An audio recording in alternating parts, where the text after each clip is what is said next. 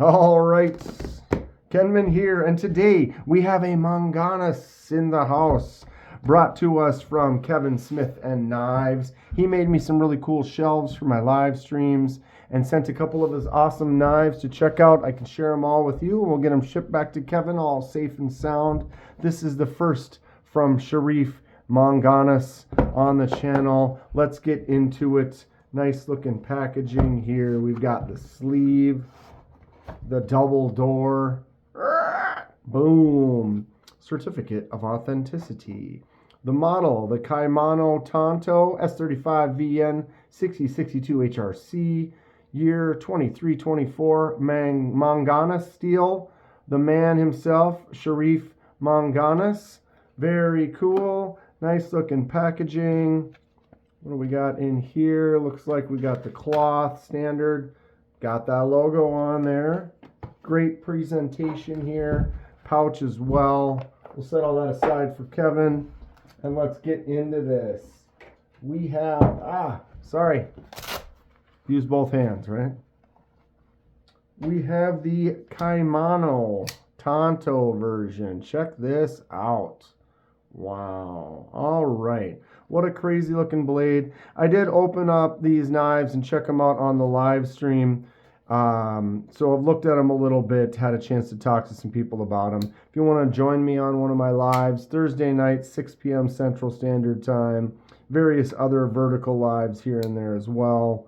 Let's just soak this thing in. The Caimano Tonto blade. Oof. Big old harpoon way out there on that. Look at this. What am I doing? Start closing it, just close it. I'm a lefty. Got to get used to the knife. Boom. So we have a bolster lock here on this titanium. Nice solid titanium piece. Got this little cover overlay with the micarta on both sides. Titanium clip and back spacer. It has been anodized and then also customized with this kind of eggshell brushed pattern on there. I really like that look. I have a couple knives with that and seen a few. I really enjoy it. That Tonto blade is proud. Look at it stick way out there. That harpoon does feel really nice. The point, nice tip. Then you've got that other edge right there. Interesting shape for some use. What do we think about this one?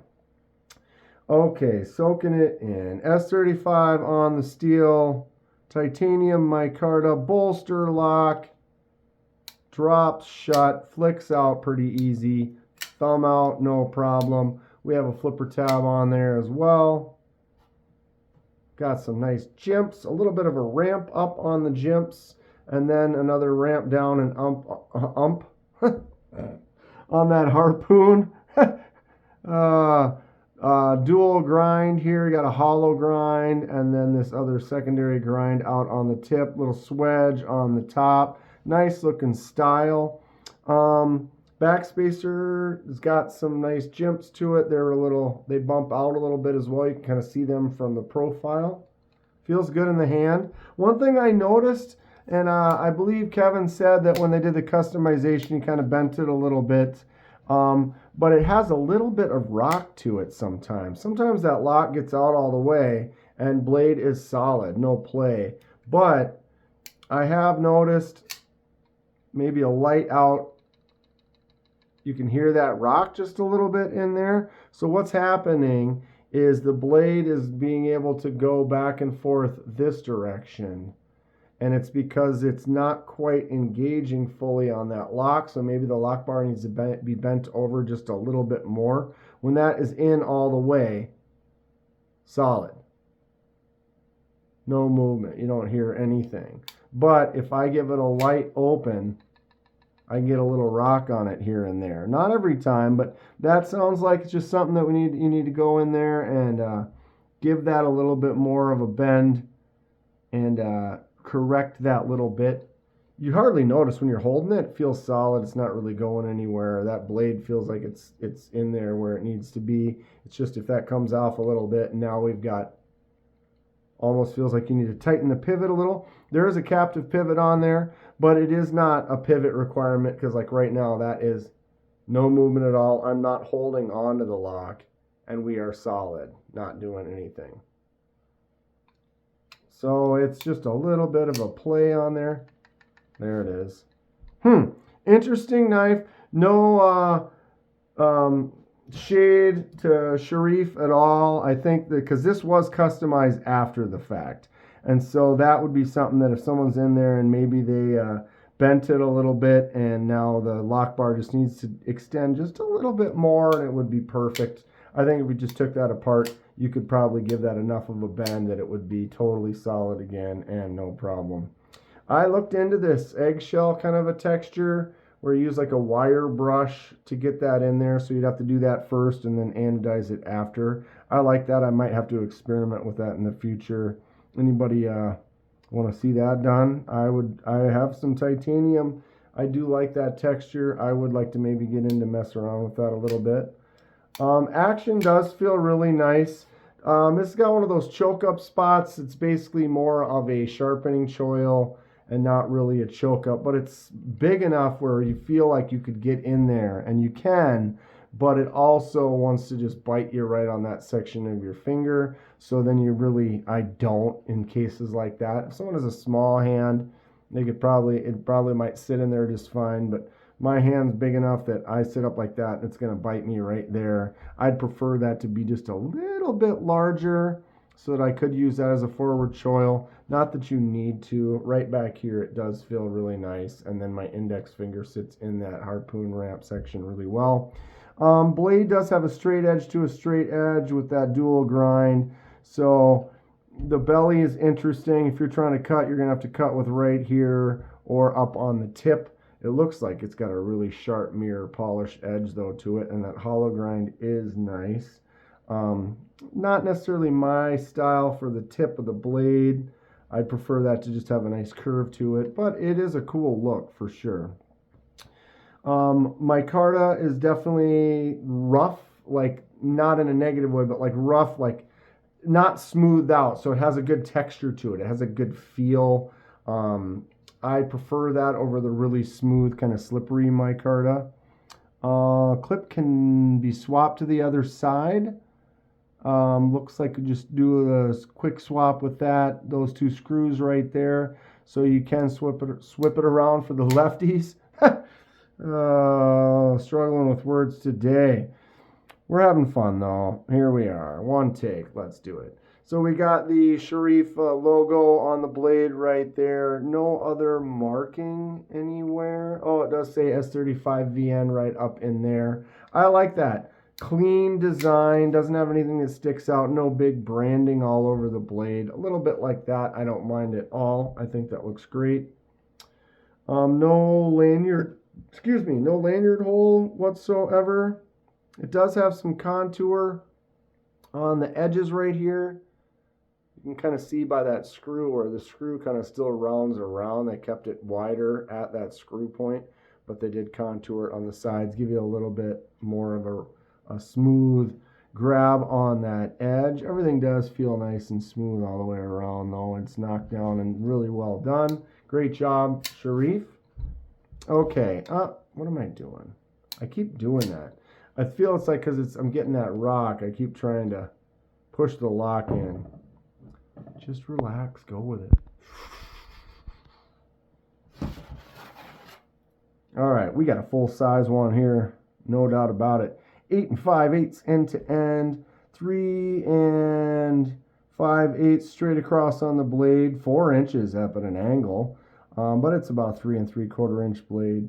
You have a almost 1.5 inch cutting surface straight on that section, and then a 2 1/4 inch cutting surface straight on that section there. No curve to the belly. And just under 5. We have 4, little more than 4 7/8 on that handle. Okay. 0.13. And that 1.3 carries all the way out to there. You got the swedge on the top. The dual grind there. Nice thick 13 all the way out. Most of that blade, that's going to give you some strength right there. Handle 0.5253. Skinniest spot in there. 8.8. Widest in the middle. 1.19. Widest on the blade. 139. 123 out on that harpoon. Battery's still going. Doesn't even think it's close to dying. 5.38. This is a full-size beast. Good weight on there. I can dig it. 5.38. This is the Drop Bear Compare, brought to you by Kaiser. 3.29. So, got some weight. It's a full size. 5.38. I would say it's not an absolute tank. That's a pretty good size. This is a big knife for sure, but that weight doesn't feel like it's too much at all. All right, the Drop Bear Compare brought to you by Kaiser. Drop Bear is a bug out killer, same size as your Pyrite, not quite full size user knife. Good compare. Almost 3/4 of an inch or so on the handle, about a half or maybe a little more than a half inch on the blade. So this Caimano is definitely full size. Drop Bear is a good smaller user. Check one out. Okay. It has been customized. He's had it for a little while. I don't know if what's been done to the blade. It doesn't really look like it's been sharpened or used too much. That might be the factory edge on there. It is shiny. Let's kind of do a paper cut test and see. Oh, yeah. That is... Oh, see that with just the tip? Oh, I did a double curl. Look at this. Piggy wiggy. Look at these things. That's easily a 9.5. No resistance at all, and just cuts like a dream. Look at these little pigtails on here. That's about as sharp as it can get. And if you look at that edge, you can just tell when you look at it. It's just got that shiny mirror polish to it. That's fantastic. Wow. Easily as sharp as you know, 9.5. I don't do 10s. So there it is. The first from Sharif Manganas, the Caimano Tonto in the books. Checked it out. Enjoy it. Really cool looking design. Thanks again to KevinSmithandKnives for sending me some cool stuff, giving me those really awesome shelves. Hope to see you in the next live stream. Awesome stuff here. Check out the Manganas line, what he's got going on. Very fun. Stay sharp. We'll see you soon.